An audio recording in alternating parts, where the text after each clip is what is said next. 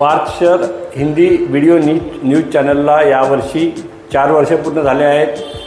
आम्हाला अत्यंत आनंद वाटतो की आमच्या चंद्रपूर शहरामधून या न्यूज चॅनलची सुरुवात झालेली आहे।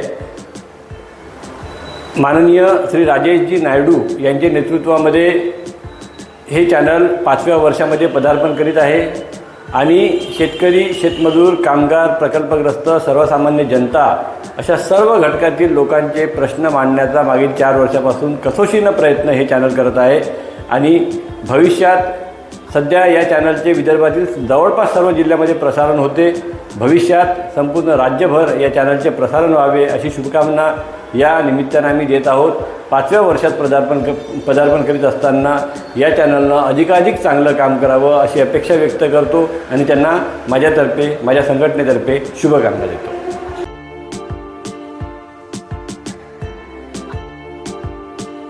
पार्थशर समाचार जो कि मध्य भारत का एक अग्रगण्य दैनिक है, इसके 4थी वर्षगांठ पर मैं मेरी शुभकामनाएं देता हूँ।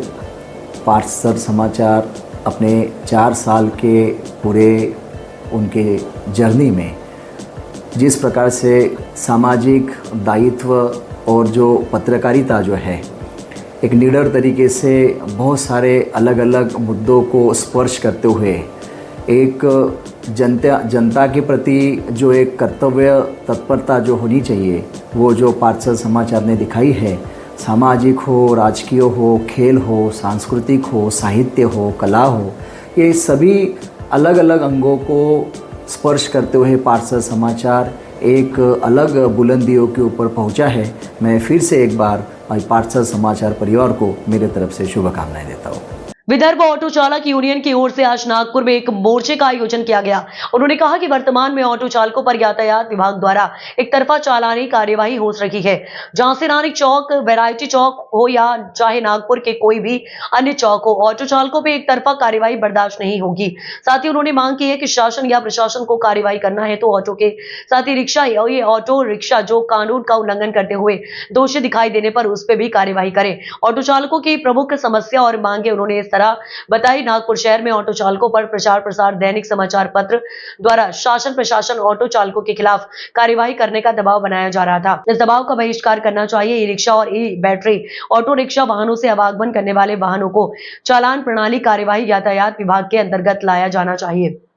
शासन प्रशासन को बाइक, टैक्सी, 2 व्हीलर वाहन नागपुर शहर में प्रतिबंध लगाना चाहिए। ओला, उबर और रैपिडो जैसी विदेशी धन कुबेर जैसी कंपनियों का बहिष्कार किया जाना चाहिए और नागपुर में मीटर प्रणाली को शासन द्वारा आरटीओ टैरिफ 18 रुपए प्रति किलोमीटर की दर से चलने की अनुमति देनी चाहिए। ओए रामू ऐप्स से 18 रुपए प्रति किलोमीटर दूर आरटीओ की स्वीकृति से टैरिफ तय किया गया है।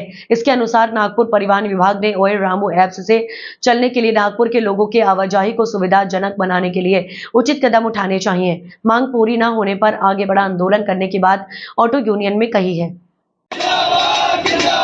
विदर्भ ऑटो चालक यूनियन हमारी मांगे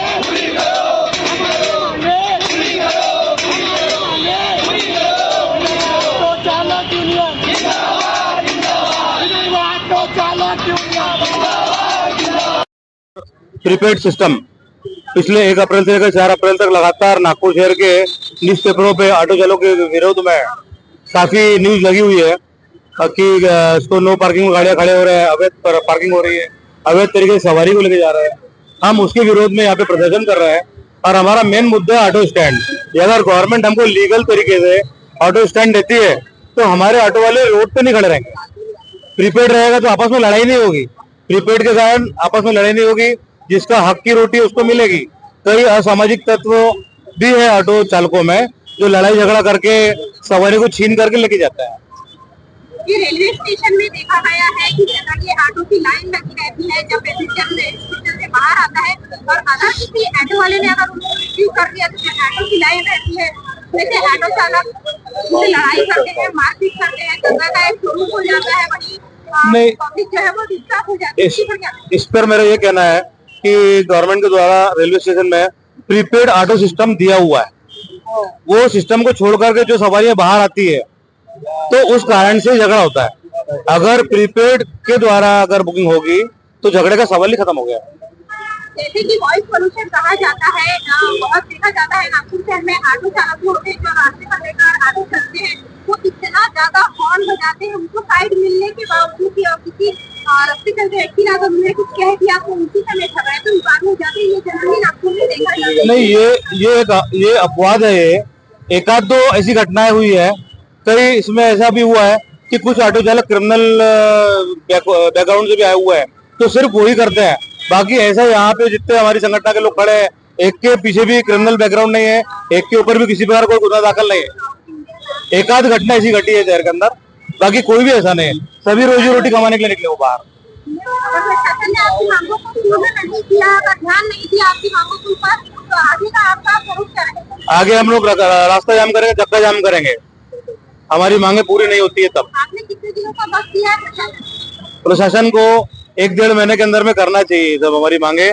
हम लोग लीगली जाकर के भी अभी उनको निवेदन देंगे, मंत्रियों को निवेदन देंगे, ट्रैफिक डिपार्टमेंट को निवेदन देंगे, महानगर पालिका को निवेदन देंगे, नागपुर सुधार प्रन्यास को देंगे कि हमको पहले स्टैंड की व्यवस्था कराओ। हमारा लीगल स्टैंड हो जाएगा, प्रीपेड सिस्टम हो जाएगा, तो झगड़ा लड़ाई या गैर कानूनी पार्किंग का विषय खत्म। तो आज के पूरे ऑटो चालकों ने पूरा ऑटो बंद रखे हैं या नहीं, हमने ऑटो बंद नहीं रखा है, क्योंकि हम लोगों के कारण पब्लिक को तकलीफ नहीं होना चाहिए। कोई व्यक्ति इमरजेंसी में पड़ा हुआ है तो हमारे बंद होने से उसका नुकसान हो सकता है। एक ऑटो चालक ही ऐसे जो इमरजेंसी पहुंच सकता है। आपका नाम? हाँ, आपका नाम? मेरा नाम है मनीष आनंद त्रिवेदी, मैं प्रमुख सलाहकार हूँ विदर्भ ऑटो चालक यूनियन का।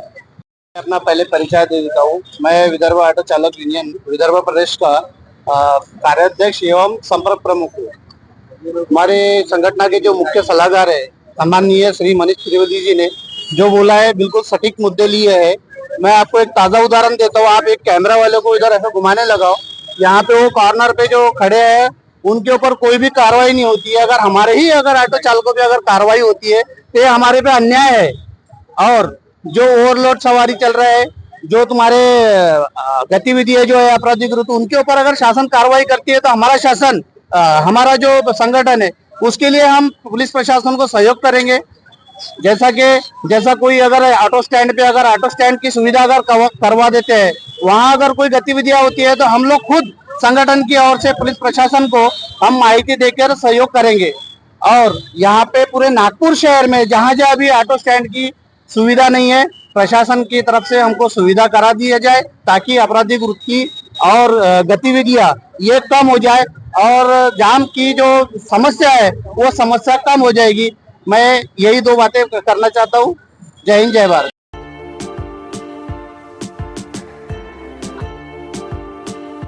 पार्थशर समाचार इनकी 4थी वर्षगांठ है। इस 4थी वर्षगांठ पर इस पोर्टल चैनल को मेरी ढेर सारी शुभकामनाएं। सामान्य जनता के प्रश्न और लोक प्रतिनिधि के द्वारा किया हुआ विकास कार्य ये जनता तक पहुंचाए और चैनल बहुत यशस्वी हो, ऐसी मेरी तरफ से शुभकामनाएं। धन्यवाद।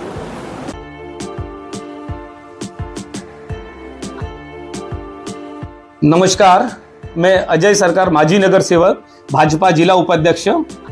मेरे परिवार के ओर से, बंगाली कैंप प्रभाग की ओर से पार्थशर समाचार को 4थी वर्षगांठ के उपलक्ष्य में हार्दिक शुभकामनाएं देता हूँ। जाने माने चैनल पार्थशर समाचार चंद्रपुर डिस्ट्रिक्ट एवं विदर्भ में पूरा अपना वर्चस्व जमाया हुआ है और ऐसे ही ताकत से काम करें राजेश भैया। हम आपके साथ में हैं। जो सच को दिखाता है वो है पार्थशर समाचार, जो भैया राजेश भैया दिखाता है। बहुत बहुत धन्यवाद, बहुत बहुत शुभेच्छा आपको।